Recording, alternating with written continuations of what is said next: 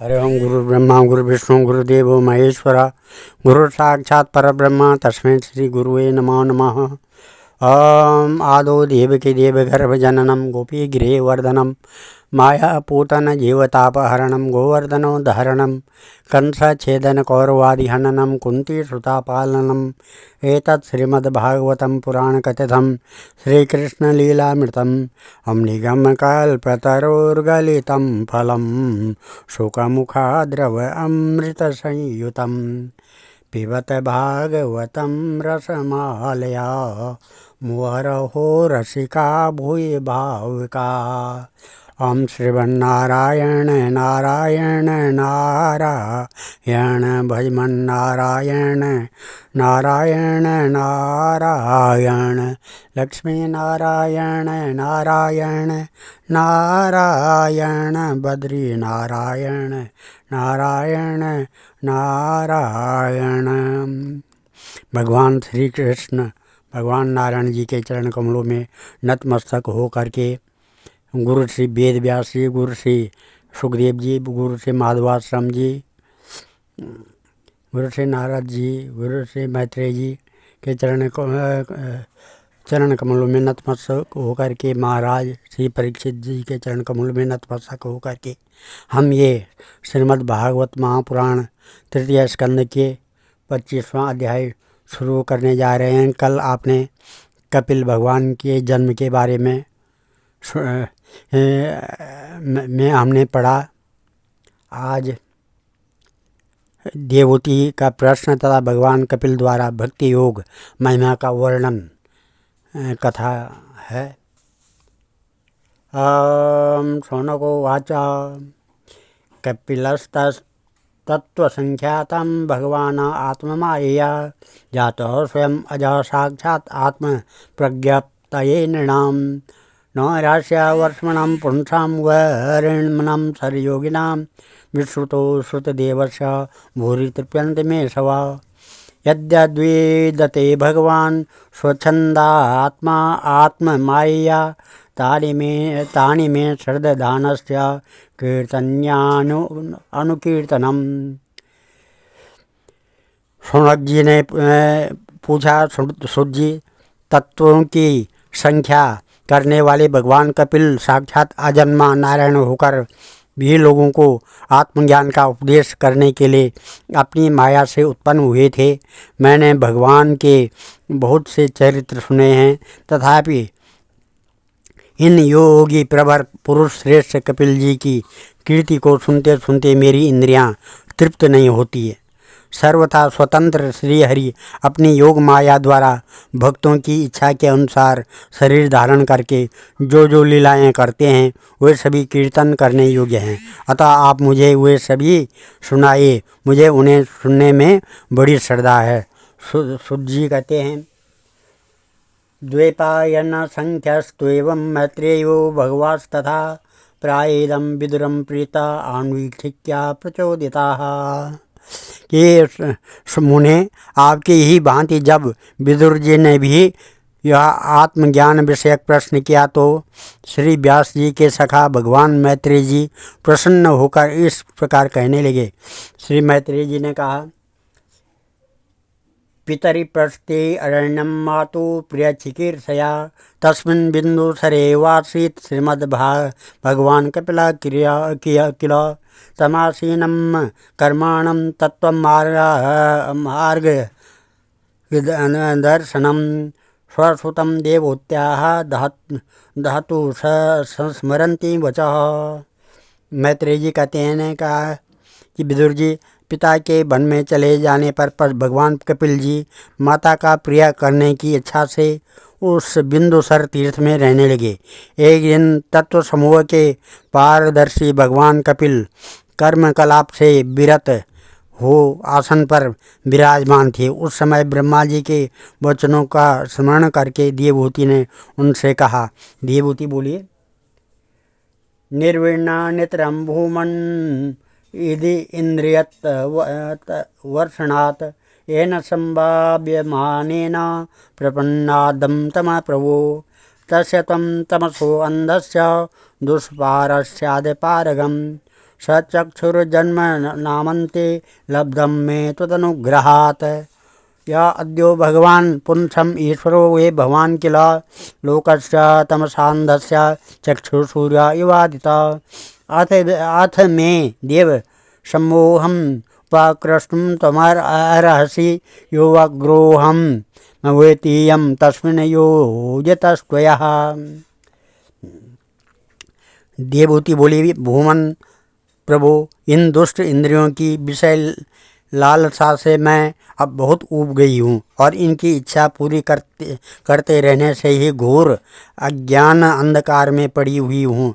अब आपकी कृपा से मेरी जन्म परंपरा समाप्त हो चुकी है। इसी से इस दुस्तर अज्ञान अंधकार से पार लगाने के लिए सुंदर नेत्र रूपी आप प्राप्त हुए हैं।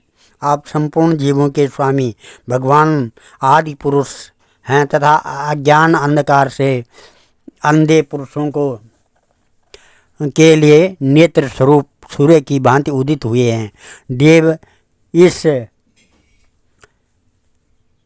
इन दिए गेय आदि में जो मैं मेरेपन का दुराग्रह होता है वह भी आपका ही कराया हुआ है। अतः अब आप मेरे इस महामोह को दूर कीजिए। तम त्वां गताहं शरणं शरण्यं स्वभृत्य संसारतरो कुठारं जिज्ञासयाहं प्रकृते पुरस्य नमामि सहृदं सद्धर्मविदं वरिष्ठम्। आप अपने भक्तों के संसार रूप वृक्ष के लिए कुठार के समान है। मैं प्रकृति और पुरुष का ज्ञान प्राप्त करने की इच्छा से आप शरणागत वत्सल की शरण में आई हूँ। आप भगवत धर्म जानने वाले सबसे श्रेष्ठ हैं। मैं आपको प्रणाम करती हूँ। मैत्रेय उवाच इति स्वमातुर्निर्वद्यमईप्सितं निशम्य पुंसामपवर्गवर्धनम् धिया विनन्द्यात्मवता सतां गतिर्वभास ईशित स्मृत शोभितानाम। मैत्रेय जी कहते हैं, इस प्रकार माता देवहूति ने अपनी जो अभिलाषा प्रकट की वह परम पवित्र और लोगों का मोक्ष मार्ग के अनुराग उत्पन्न करने वाली थी। उसे सुंदर आत्मज्ञ सत्पुरुषों की गति श्री कपिल जी उसकी मन प्रशंसा करने लगे और फिर मृदु मुस्कान से सुशोभित मुखारविंद से इस प्रकार कहने लगे। श्री भगवान उवाच योगो आध्यात्मिकं पुंसां अतो हि श्रेयसाय मे अत्यंतोपरि ते यत्र दुःखस्य च सुखस्य च तमिमं ते प्रवक्ष्यामि यमवोचं पुनर्नये ऋषीणां श्रोतकामानां योगं सर्वाङ्गनैपुणं चेत खल्वस्य बन्धाय मुक्तया चात्मनो मतं गुणेषु शक्तं बन्धाय रतं वा पुंस मुक्तये।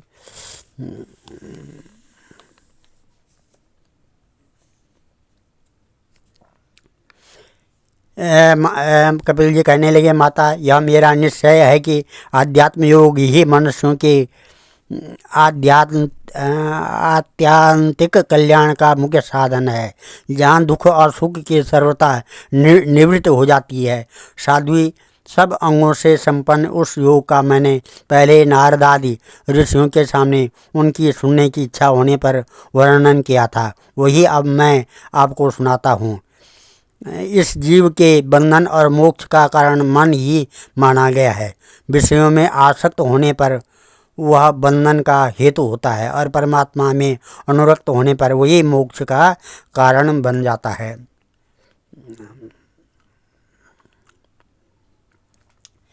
अहम आभिमनोरथे कामलोभादिविर्मले बीतं यदा मना शुद्धं दुःखं मुखं सुखं सुमं तदा पुरुषम् आत्मनं केवलं प्रकृते परं निरन्तरं स्वयं ज्योतिर्णीयमानं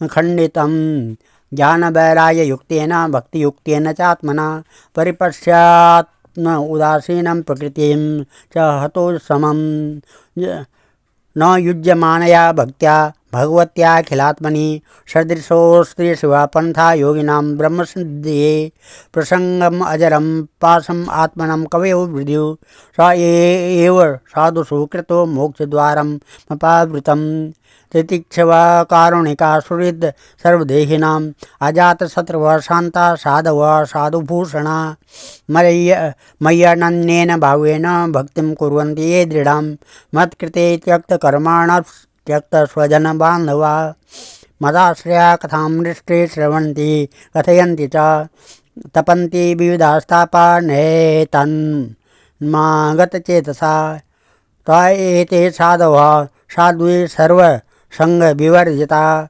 संगस्ते स्वतः ते प्रार्थम संगदोषा हराहिते।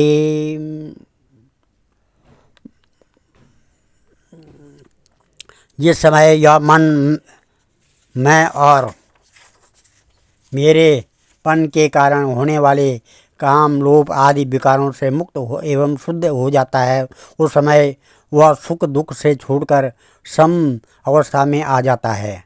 तब जीव अपने ज्ञान वैराग्य और भक्ति से युक्त हृदय से आत्मा को प्रकृति से परे एकमात्र अद्वितीय भेद रहित स्वयं प्रकाश सूक्ष्म अखंड और उदासीन सुख दुख शून्य देखता है तथा प्रकृति को शक्तिहीन अनुभव करता है। योगियों के लिए भगवत प्राप्ति के निमित्त सर्वात्मा श्री हरि के प्रति की हुई भक्ति के समान और कोई मंगलमय मार्ग नहीं है। विवेक की जन संग या आसक्ति को ही आत्मा का अभेद्य बंधन मानते हैं, किंतु वही संग या आसक्ति जब संत महापुरुषों के प्रति हो जाती है तो मोक्ष का खुला द्वार बन जाती है। जो लोग सहनशील दयालु समस्त देहधारियों के अकारण हेतु किसी के प्रति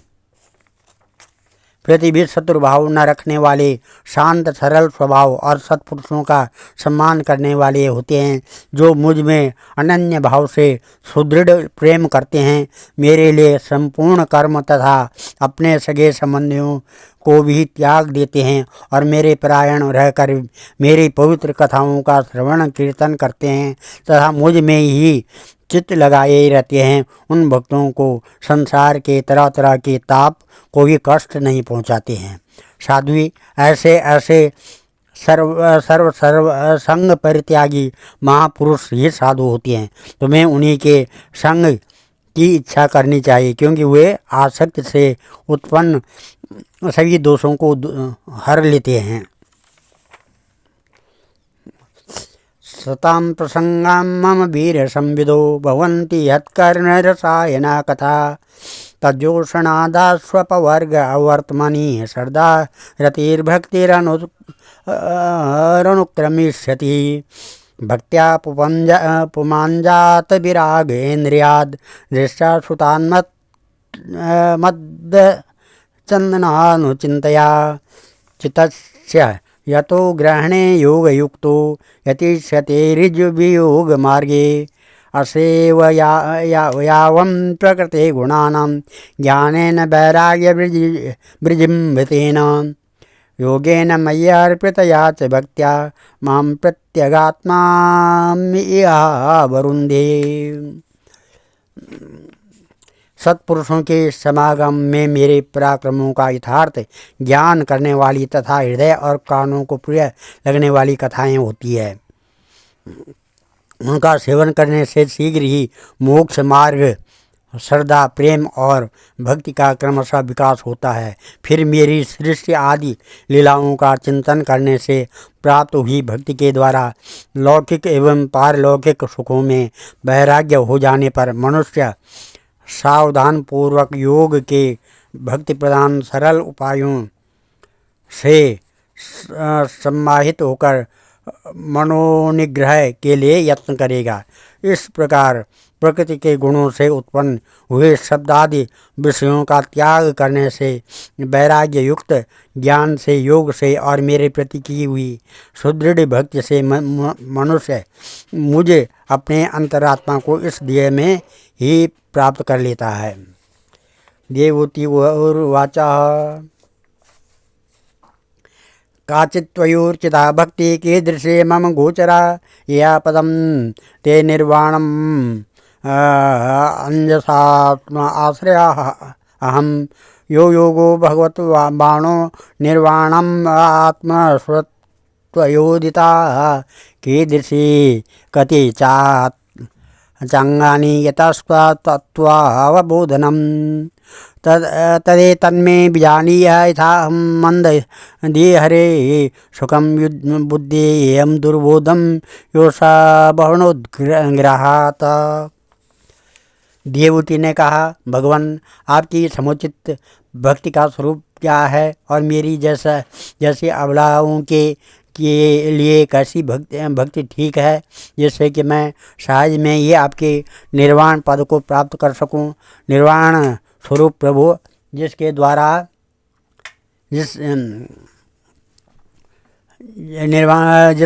तत्व ज्ञान होता है और जो लक्ष्य को भेदने वाले बाण के समान भगवान की प्राप्ति कराने वाला है, वह आपका कहा हुआ योग कैसा है और उसके कितने अंग हैं।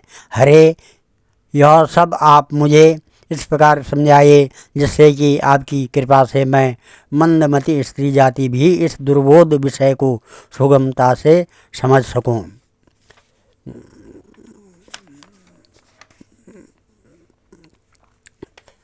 मैत्रेय वाचा, मैत्रेय जी कहते हैं, विदित्वार्थं कपिलो मातुरित्थं जाता स्नेहो यत्र तन्वा विजाता तत्त्वाग्नमायं यत्प्रवदन्ति सांख्यं प्रोवाच वे भक्ति वितान योगम। श्री मैत्रेय जी कहते हैं, विदुर जी जिसके शरीर से उन्होंने स्वयं जन्म लिया था, उस अपनी माता का ऐसा अभिप्राय जानकर कपिल जी के हृदय में स्नेह उमड़ आया और उन्होंने प्रकृति और तत्वों का निरूपण करने वाले शास्त्र का, जिसे सांख्य कहते हैं, उपदेश किया। साथ ही भक्ति विस्तार एवं योग का भी वर्णन किया। श्री भगवान वाचा, श्री भगवान कहते हैं, देवानां गुणलिंगानां अनुश्रवेक कर्मणां सत्व एवेक मनसो वृत्ति स्वाभाविकी तु यः अनिमित्ता भागवती भक्ति सिद्ध गरीयसी जरयत्यासो या कोशम निर्गीणम मनलोत यथा।